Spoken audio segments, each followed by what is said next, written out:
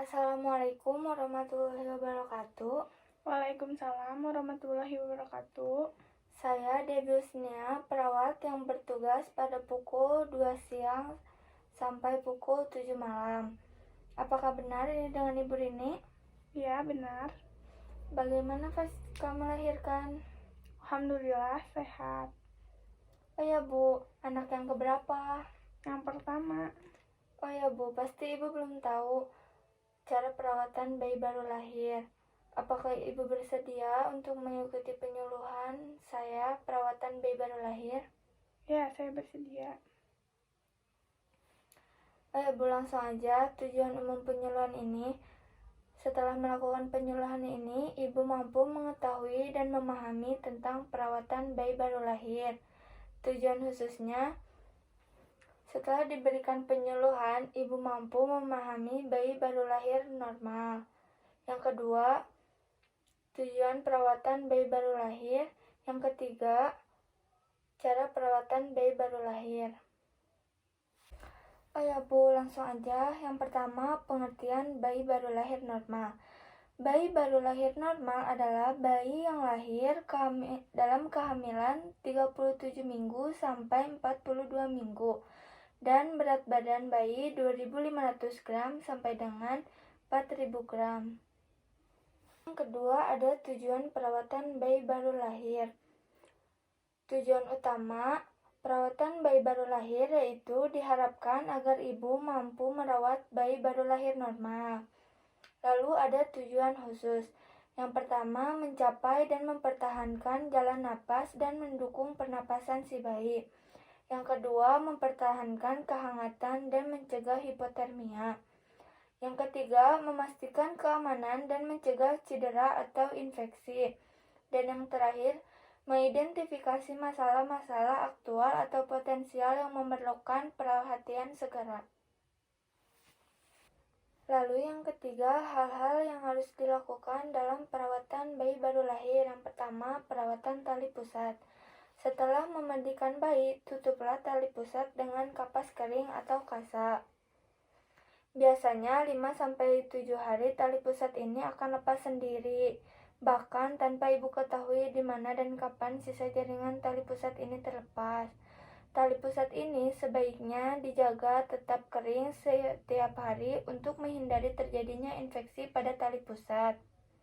Yang kedua, menjaga kehangatan bayi. Menjaga kehangatan bayi baru lahir dapat dilakukan dengan cara-cara berikut. Yang pertama, setelah bayi lahir, tubuh bayi harus segera dikeringkan karena akan kehilangan panas dapat terjadi karena penguapan cairan ketuban pada permukaan tubuh. Yang kedua, bayi harus menghindari kontak langsung dengan permukaan yang dingin. Yang ketiga, untuk mencegah terjadinya serangan dingin setiap bayi baru lahir, harus dikeringkan dengan handuk yang kering dan bersih. Sebaiknya handuk tersebut dihangatkan terlebih dahulu.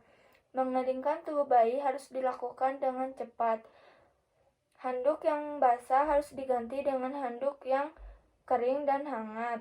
Setelah tubuh bayi kering, segera dibungkus dengan selimut.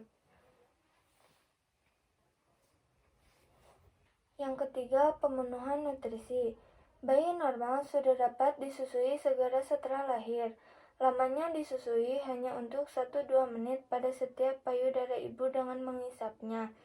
Walaupun air susu ibu yang berupa kolostrum itu dapat dihisap hanya beberapa tetes, ini sudah cukup untuk memenuhi kebutuhan bayi dalam hari-hari pertama.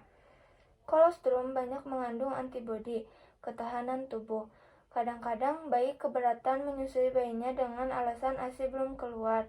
Pada hari ketiga bayi sudah harus menyusui selama 10 menit pada ibu dengan jarak waktu tiap 3-4 jam. Akan tetapi di antara waktu itu bayi menangis karena lapar.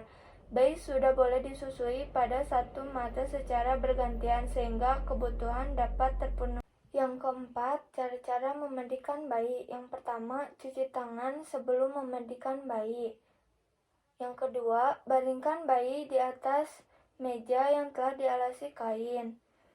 Lalu yang ketiga, isi baskom dengan air hangat.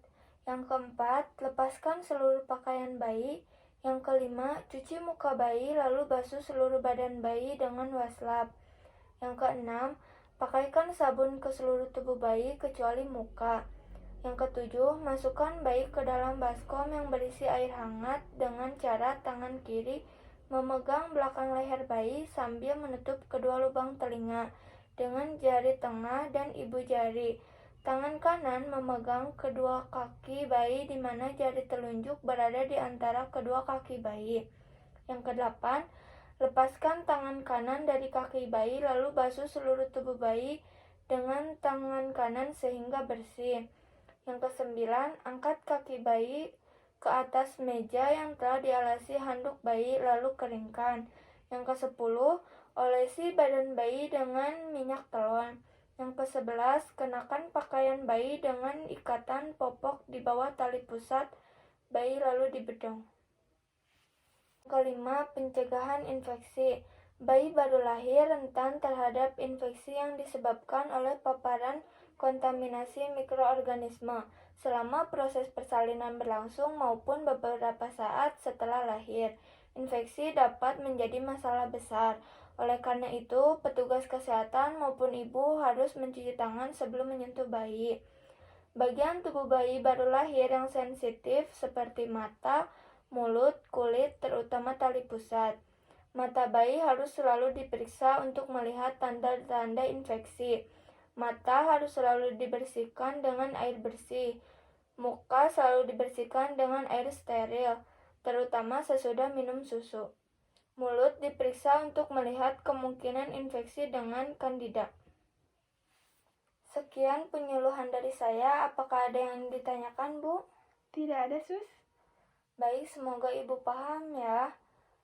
Mohon maaf bila banyak kesalahan. Wassalamualaikum warahmatullahi wabarakatuh. Waalaikumsalam warahmatullahi wabarakatuh.